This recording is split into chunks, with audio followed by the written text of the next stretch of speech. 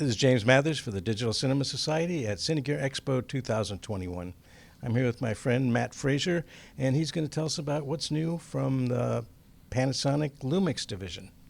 Oh, thanks, James. How you doing well? Yeah. Yeah, it's exciting to have a show. It's been a while for me, so I'm very happy to be here. So I'm a little rusty, I have to admit. yeah, believe me, I can empathize. I absolutely understand. So what we're here to talk about today is the BGH1, which is our box camera. So we've effectively taken a GH5S and we've smashed it into a much smaller box to make it a little more manageable and more portable.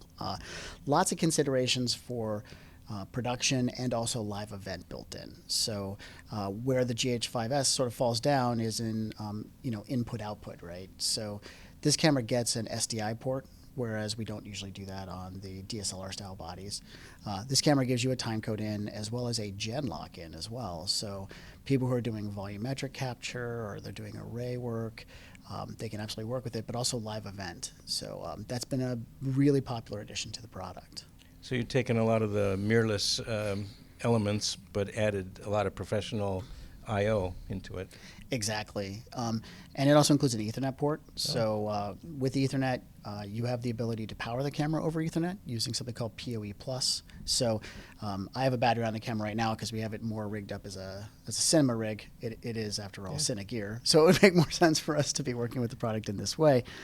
But if you wanted to use it for array work, you can absolutely connect it to Ethernet, and you can even stream video out of it up to 4K 60p using a protocol called RTSP. So that gives you the ability to absolutely send out 4K 60 footage in either the H.265 or the H.265 video codec, or you can use that Ethernet port to do full control of the camera through the Lumix Tether for Multicam app. So everything you can control from the camera directly, you can control either over the USB port or the Ethernet port as well. How about Vlog? Does it record Vlog? Oh, absolutely. It's 100% Vlog.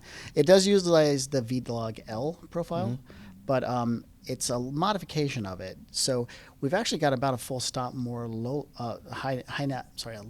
more than a full stop more highlight information out of this version than we do in the GH5S.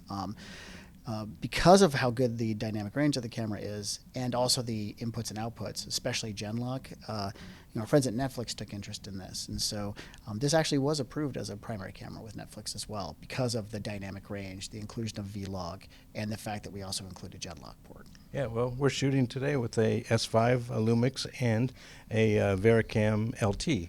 And what I like about that I can tie those together, they both shoot Vlog. Vlog. And so grading and matching should be relatively easy with those two. I think I need to take an order from you, actually, because we can add this one as a third angle for this shoot. Yeah. And we'll be able to grade it up just like those two. We need a close-up of me, too. We have one of you and a two-shot. But yeah, we need your close-up. That's absolutely right, James. More of you is better. Less of me would certainly be better in this interview. Well, thank you very much, Matt. Thank you. I appreciate it.